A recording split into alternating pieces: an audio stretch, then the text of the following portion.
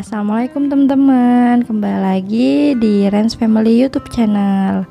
Nah teman-teman, di video kali ini aku mau sharing tips hemat dalam belanja bulanan. Nah tapi sebelumnya aku ingin mengucapkan terima kasih kepada teman-teman semua yang sudah klik video ini. Dan terima kasih juga buat teman-teman yang sudah dukung channel aku sampai sekarang. Semoga teman-teman selalu diberikan kesehatan dan rezeki yang melimpah. Amin ya robbal alamin. Nah menurut aku cara ini efektif buat aku ya teman-teman, karena dapat mengurangi pengeluaran dalam belanja bulanan. Jadi buat teman-teman semua, tonton terus videonya sampai akhir. Nah jadi tips yang pertama yaitu budgeting atau anggarkan.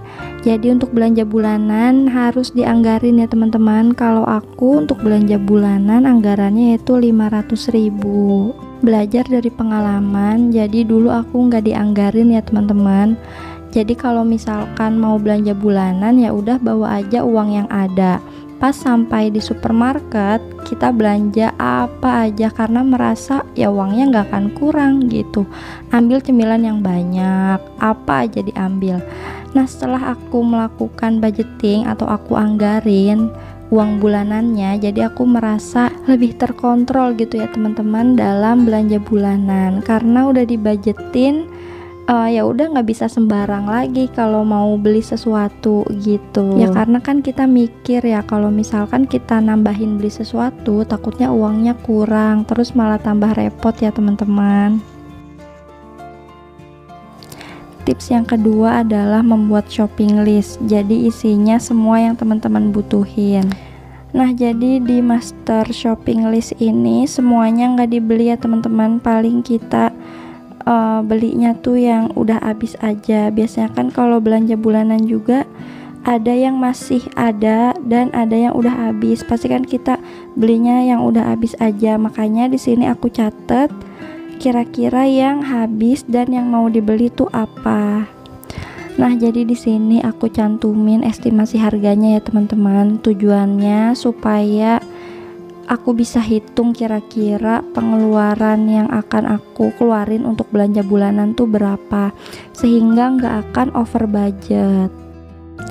Nah jadi penting banget ya teman-teman kita catat apa yang mau kita beli. Jadi pada saat kita belanja bulanan tuh nggak melenceng dari catatannya. Nah biasanya kalau nggak dicatat tuh niatnya mau beli A, kenyataannya beli B, C, D, E, F, G sampai Z. Makanya tujuan dibuat catatan ini biar kita belinya sesuai dengan kebutuhan aja. Jadi kita tuh tulis apa yang kita butuhin, apa yang udah habis atau yang stoknya tinggal sedikit, seperti itu.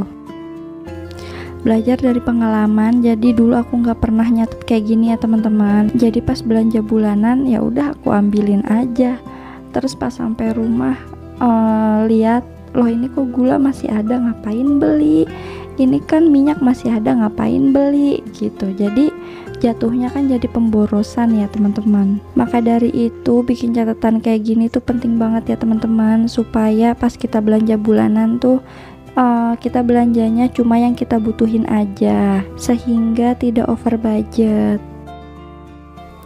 Nah tips yang ketiga adalah jangan tergiur dengan diskon. Contohnya gini ya teman-teman, misalnya kita mau beli deterjen 1 tapi ternyata ada diskon, beli 2 harganya tuh lebih murah. Kalau misalkan kita beli 2 itu sama aja kita mengeluarkan budget lebih untuk beli deterjen. Jadi itu jatuhnya pemborosan ya teman-teman. Nah terus biasanya di kasir tuh suka ada tebus murah, kayak kita udah belanja 100.000 misalnya, terus bisa tebus murah nih biskuit 5.000, roti 5.000. Nah kalau misalkan kita beli itu juga udah mengeluarkan budget yang lebih, padahal kita mau beli A, B, C, tapi karena ada tebus murah kita jadi beli D juga. Nah itu kan otomatis pengeluarannya juga bertambah ya teman-teman. Nah selanjutnya tips yang terakhir atau tips yang keempat adalah ajak suami atau teman pada saat belanja. Tapi sebelumnya kita bilang sama yang kita ajak belanja, kalau misalkan kita belanjanya melenceng dari catatan, tegur aja gitu. Karena ternyata cara ini tuh ampuh di aku.